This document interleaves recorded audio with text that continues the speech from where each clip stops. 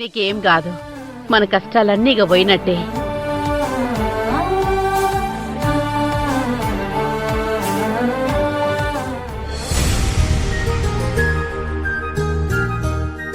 Sir చెప్పండి. మన pickle sales almost 40% పెరిగాయి సార్. 40%? ఓ మై గాడ్, నిజమా? గ్రేట్, చాలా మంచి న్యూస్ చెప్పారండి. 40% విత్ ఇన్ 1 వీక్లోనా? చాలా సర్ప్రైజింగ్గా ఉంది. అవును, ఇది ఎలా పాసిబుల్ అయింది? ఎవరి ప్లాన్ వర్కౌట్ అయింది? కావేరిదా, ప్రియాదా? ఎవరి ప్లాన్ వర్కౌట్ అయిందో రేపటికల్లా తెలుస్తుంది సార్. అర్బన్ అండ్ రూరల్ 2 చోట్ల ఒకేసారి సేల్స్ హై లెవెల్కి చేరుకున్నాయి sir. Excellent, I'm very happy. Thank you so much. నాదేముంది సార్, ఈ డెవలప్మెంట్ వెనుకున్న స్ట్రాటజీ ఎవరిదో వాళ్ళకే ఈ అప్రిషియేషన్ దక్కాలి.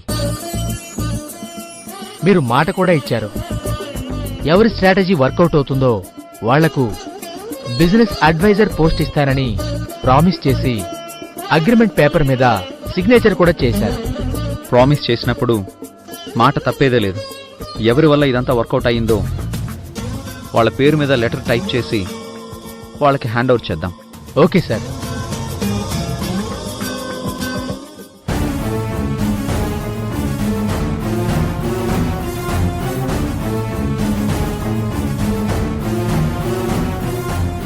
హే ప్రియా, నీకు సూపర్ గుడ్ న్యూస్.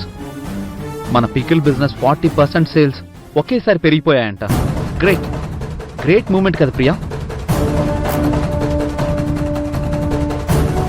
ప్రియా, ఏంటి నేను ఇంత పెద్ద గుడ్ న్యూస్ చెప్తూ ఉంటే నువ్వేంటి ఏ రియాక్షన్ లేకుండా ఉన్నావు? ఏంటి ప్రియా ఇది?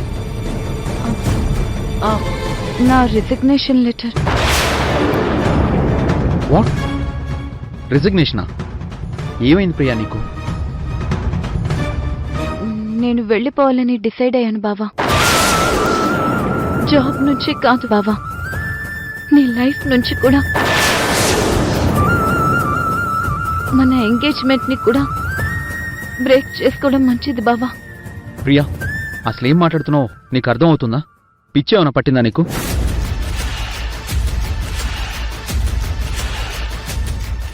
నాకు నువ్వు హ్యాపీగా ఉండడం, అత్తయ్య హ్యాపీగా ఉండడమే ముఖ్యం అనుకున్నాను బావా.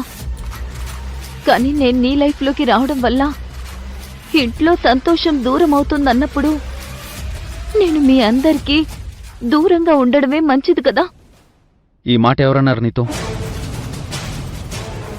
ఎవరంటే ఏముందిలే బావా, నేనిక్కడి నుంచి వెళ్ళిపోవడమే కొన్ని సమస్యలకి పరిష్కారం అనిపించింది. సో వెళ్ళిపోతున్నాను.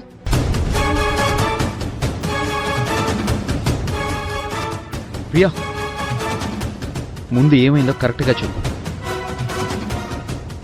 ఇందాకే కావేరి ఇంటికొచ్చింది బావా.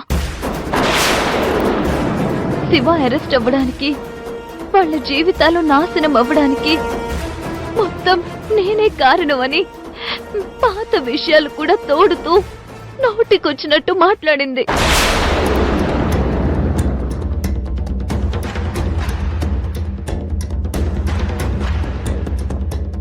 వాస్తవానికి నీతో ఇలా చెప్పకూడదు,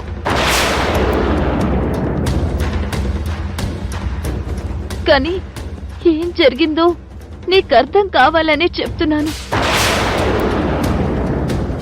అత్తయ్య కూడా కావేరికి సపోర్ట్ చేస్తూ నేనే మీ అందరి సంతోషాలకి అడ్డు అన్న తీరులో చాలా మాటలనేసింది బావా. నాకెందుకో అత్తయ్యకి ఇష్టం లేని మన పెళ్లి జరగదనే అనిపిస్తుంది. ఏ జాతకాల పేర్లు చెప్పో నీకు నాకు సరిపోదని కూడా చెప్పే అవకాశం కూడా లేకపోలేదు. అయినా నేను కోడలిగా అడుగు పెట్టాల్సిన చోట నా మీద అంత వ్యతిరేకత, అంత అయిష్టత ఉన్నప్పుడు ఎందుకు బావా బలవంతంగా నువ్వు నన్ను పెళ్లి చేసుకోవడం?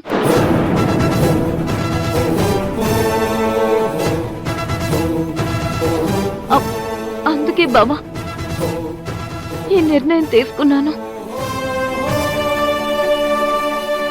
ఇంట్లో ఏం జరిగిందో అదంతా నాకు అనవసరం ప్రియా.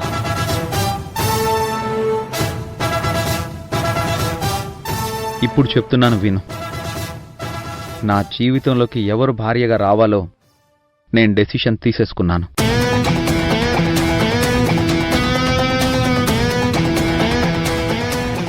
ఎవరు అడ్డు చెప్పినా, ఏ జాతకాలు మాటలు చెప్పినా నా నిర్ణయం మారదు.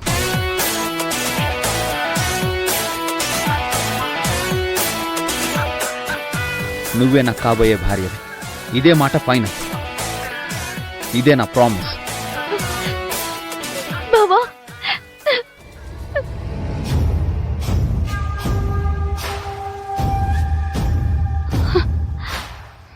ఇదే కదా బావా నీతో చెప్పించాలని ఇంత డ్రామా ఆడింది. ఇప్పుడు ఇప్పుడు ఎవరేం చేస్తారో నేను చూస్తాను.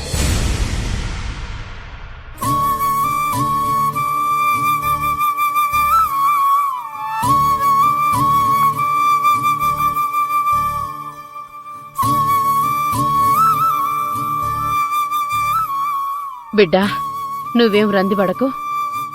గా లావణ్య వస్తా అని చెప్పింది కదా. చెప్పింది అత్తయ్య, కానీ పరిస్థితులు ఎప్పుడు ఎలా మారుతున్నాయో చివరి క్షణం వరకు ఊహించలేకపోతున్నాం. అందుకే టెన్షన్గా ఉంది. బావా, మనం ఇవ్వాల్సిన మొత్తం పైసలు నీ అకౌంట్లోకి వచ్చేసినాయి కదా. ఆడ్నే సగం టెన్షన్ పోయింది. ఇక మిగిలిన టెన్షన్ని నీ మనసులోకెళ్ళి తీసాయి. గా లావణ్యక్క మనల్ని అర్థం చేసుకుంది కాబట్టే సమస్యని తీరుస్తా అని మాటిచ్చింది. తప్పకుండా వస్తది బావా. రేపు సాయంత్రం కల్లా వాళ్ళు కేసుని విత్డ్రా చేసుకోవడం చాలా ముఖ్యం కావేరి. అదే ఆలోచిస్తున్నాను. అమ్మా కావేరి,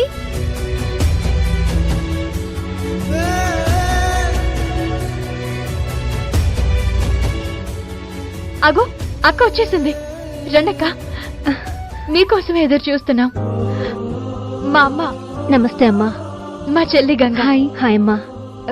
కూర్చోండక్క. పర్వాలేదు, నాకు టైం అవుతుంది, నేను కొంచెం వెళ్ళాలి. ఒక్క నిమిషం అమ్మా.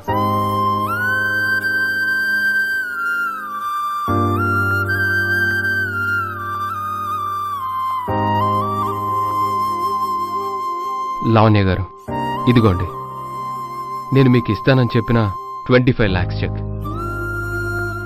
అత్తయ్య, ఈ చెక్ని మీ చేత్తో లావణ్య గారికి ఇచ్చే.